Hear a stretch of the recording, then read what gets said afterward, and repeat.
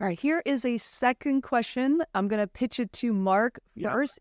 It is amazing. There's so many versions of this question, specifically how to find a career you love or like a career you don't hate. There are just so many questions along that line on Google happening right now. Mark, what do you think?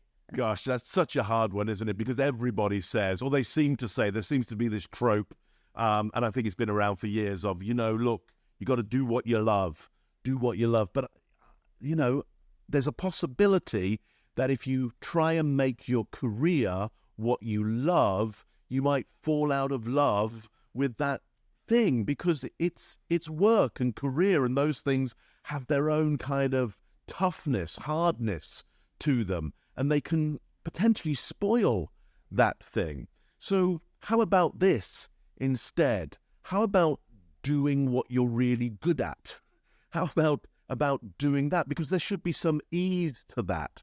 And in a difficult situation, which careers can be very, very difficult, and if that wasn't the case, everybody would have brilliant, brilliant careers and have exactly the career they want, and people don't, which is why, we get to answer these questions, because it's hard. So how can we make it less hard by doing something we're good at that we don't necessarily love? Now, if you do feel that you got something that you love, and it's something that you're really good at as well, and you feel like you're going to be able to deal with the ongoing battle of not hating, that thing that you love, then go for that as well. Michael, what do you got on this one?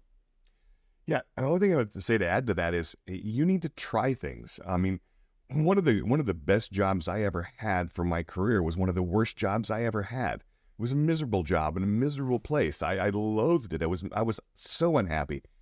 But I learned what it was like to work in an incredibly dysfunctional organization, and I was able to come up with something that helped make the organization a little bit better. Not near enough to be good. Still horrible, horrible job, horrible place. But that started me into a career of, well, how can organizations be different? How can leaders be different? And that kernel, which started when I was in my 20s, has carried all the way through. But I just started by trying something because I didn't know what to do with myself. And I tried something. Interestingly, I was having this conversation with one of my own children in his mid-20s and saying, look, you just need to try things. See what you like, see what you don't like, see what feeds your soul, see what doesn't, see what you're good at.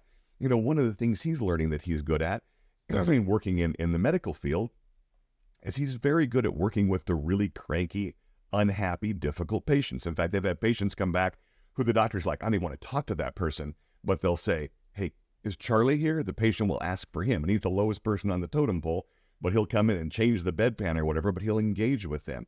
I said, so does this mean that now that you need to be the guy who goes out and, changes bedpans all your life? No, but it does mean that you're a person who can have empathy, who can build human connection with people who are in difficult, struggling, or challenging personalities.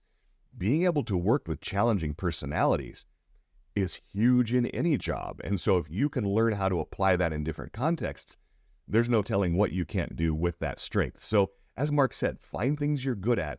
And I'm not talking about the task. I'm talking about things that you're good at. And then figure out where else, in what other frame or context or situation, even if it's vastly different, can that thing that I'm good at add value?